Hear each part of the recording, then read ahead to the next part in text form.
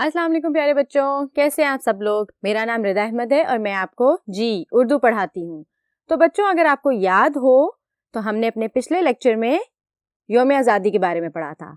तो चल के आज देखते हैं आज हमने यौम आज़ादी के उसी सबक में नया क्या करना है। तो प्यारे बच्चों, हमारे सबक का क्या नाम था?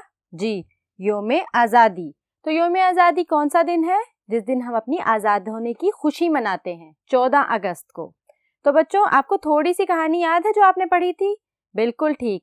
ये सारी कहानी यौम आज़ादी 14 अगस्त को मनाए जाने के बारे में है कि हमने अपना मुल्क कैसे हासिल किया, कौन कौन से रहनुमा उस वक़्त पे मौजूद थे जिन्होंने हमारी मदद की।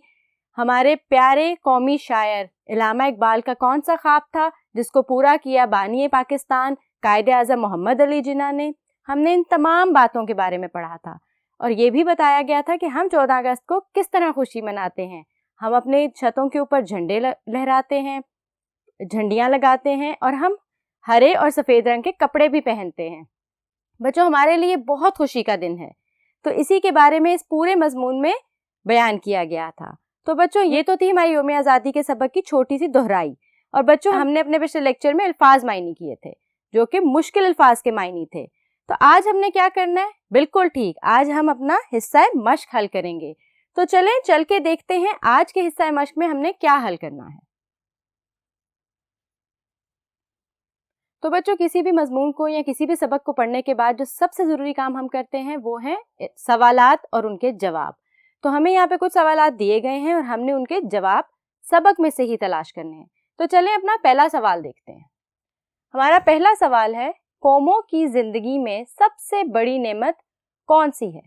बच्चों, हमने आपके सबक में ही पढ़ा था सबसे बड़ी नेमत आज़ादी की है। अगर कोई कौम आज़ाद नहीं है तो वो तरक्की नहीं कर सकती और बाकी कौमों में उसकी कोई अहमियत नहीं होती। तो अगर आपके सबक के हिसाब से जवाब देखा जाए, कौमों की जिंदगी में सबसे बड़ी नेमत आज़ादी की है। तो प्यारे बच्चों, हमें अपने अल्लाह का बहुत शुक्र अदा करना चाहिए कि हम एक आज़ाद कौम हैं। ठीक हो गया। तो चलें देखते हैं अगला सवाल। यौम आज़ादी की सबसे बड़ी तकरीब हर साल कहाँ मुनक्किद होती है?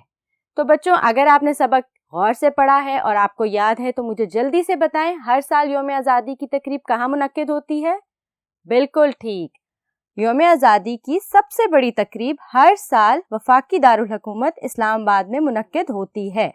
इस्लामाबाद हमारा दारुल हुकूमत है, इसी वजह से सबसे बड़ी यौम आज़ादी की तकरीब वफाकी दारुल हुकूमत इस्लामाबाद में मुनक्किद की जाती है। बच्चों, छोटी छोटी तकरीबात तो हर जगह होती हैं, हर शहर में, हर गांव में, हर कस्बे में, लेकिन सबसे बड़ी तकरीब इस्लामाबाद में मुनक्किद की जाती है। ठीक हो गया। तो चलते हैं अपने अगले सवाल की तरफ। तो बच्चों, देखते हैं हमारा सवाल नंबर 3 कौन सा है। यौम आज़ादी के मौका पर हम किस अहद को दोहराते हैं? बच्चों, हमें आज़ादी ऐसे ही तो नहीं मिली थी, हमने बहुत मेहनत की थी, बहुत जद्दोजहद की थी और बहुत सी कुर्बानियाँ दी थी। इलामा इकबाल ने अपना तसव्वुर, अपना ख्याल, अपना ख्वाब पेश किया था।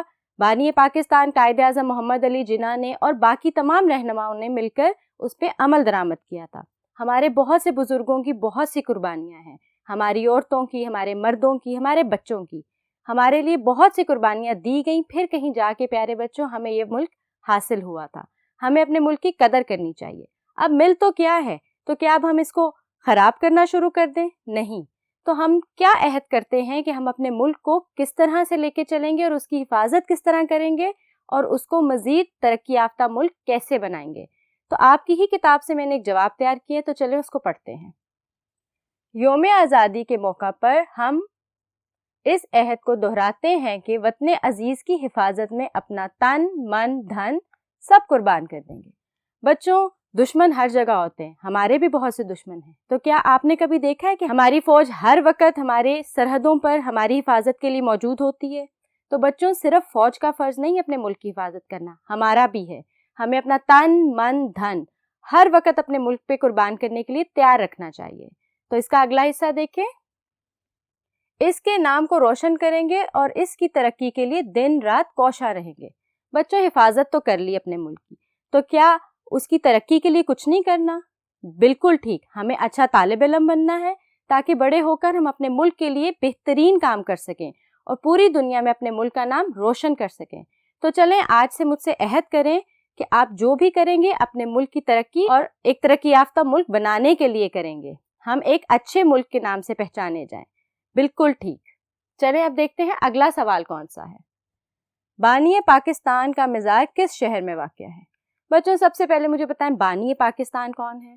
بالکل درست، قائد اعظم محمد علی جناح، جنہوں نے اپنی بہت ساری محنتوں اور انتھک کوششوں سے ہمیں ہمارا ملک دلوایا. بچوں یہ انہی کا خواب تھا جس کی وجہ سے آج ہم ایک آزاد ملک میں جیتے ہیں، سانس لیتے ہیں اور خوش رہتے ہیں. تو بچوں اگر اب آپ کو یاد ہو تو ان کا مزار کس شہر میں تھا؟ بالکل ٹھیک، بانی پاکستان کا مزار کراچی میں واقع ہے. بچوں اگر میں آپ کو یہاں پہ تھوڑا سا بتاتی چلوں تو پاکستان کا پہلا دارالحکومت بھی کراچی تھا. تو بانی پاکستان کا مزار کراچی میں ہے، مگر اب دارالحکومت اسلام آباد ہے. تو بچوں یہ تھے آپ کے سبق کے آخر میں دیے گئے سوالات اور ان کے جواب. آپ کے سبق کے آخر میں ایک اور سرگرمی دی گئی ہے کہ اگر آپ نے کوئی یوم آزادی کی تقریب دیکھی ہے تو اس کو اپنے الفاظ میں قلم بند کریں. تو بچوں یہ کام آپ نے خود سے کرنا ہے اور مجھے پتا ہے اس سبق کو پڑھنے کے بعد آپ اس کو بہترین طریقے سے کر سکتے ہیں. تو مجھے دیں اجازت، اپنا بہت سارا خیال رکھیے گا. حاضر ہوں گی اگلے لیکچر کے ساتھ، اور ہاں دہرائی کرتے رہیے. اللہ حافظ.